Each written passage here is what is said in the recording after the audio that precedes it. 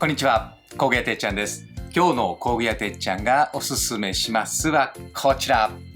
スナップオンのですね、ミニプライバーです。お店でもですね、発売以来とても人気のある商品なので、今日はね、こちらの商品の魅力をいつものように3つのポイントでご紹介します。まず1つ目ですね。ミニプライバーということで、小さいプライバーということなんですね。今までですね、お店でも人気なのがこれね、スナップオンのミニドライバーです。ミニドライバー。ドライバーなんですけども、小さくてポケットに入れておいてですね、ちょっとしたこじり作業に、ね、どうしても使いたくなるということで、ドライバーよりもこじる道具にですね、多く使われてたんですね。でもですね、ドライバーですから、どうしても曲がったり先端が折れたりしちゃうんですよね。で、出したのがこれなんです。で、これね、よく見てください。ミニドライバー。このマイナスのブレードがですね、ちょっと斜めになってるの分かります？一般的なね、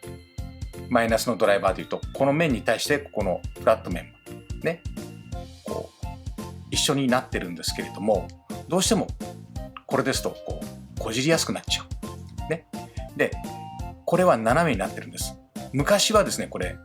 同じようにここの面とここの面が同じだったんですけれども、やっぱりこじるのに使われるということで、こじりにくくするためにですね、これ僕の想像ですけども、いつの頃からかこのように斜めにですね、はい、この面に対して斜めにブレードが入るようになったわけです。でもですね、やっぱりこじる人はこじっちゃうんでしょうね。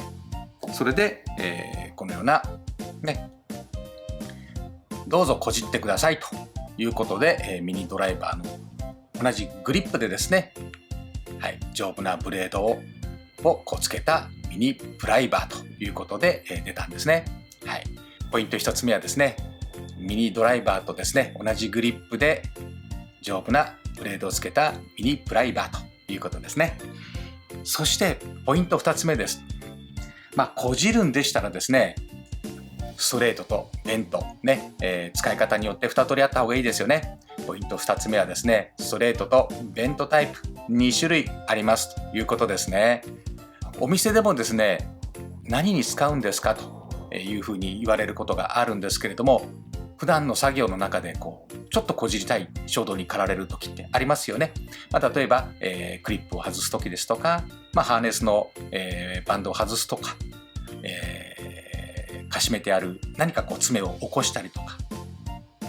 いろいろとあると思います。普段の中でですね、ちょっとこじりたいなという時に、ストレート、ベント、使いやすい方をですね、選んでいただきたいなということで、ポイント2つ目はストレートとベントタイプとありますということです。でもう一つ言いましょうかね。ここの先端の太さですね、どうしてもやっぱりですね、マイナスの方が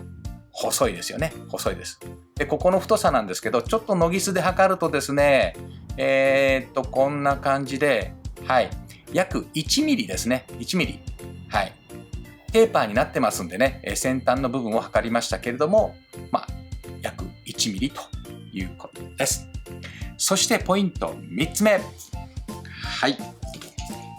4色展開ですということですね。はい、スナップオンはやっぱりこのカラフルなグリップがいいですよね。このような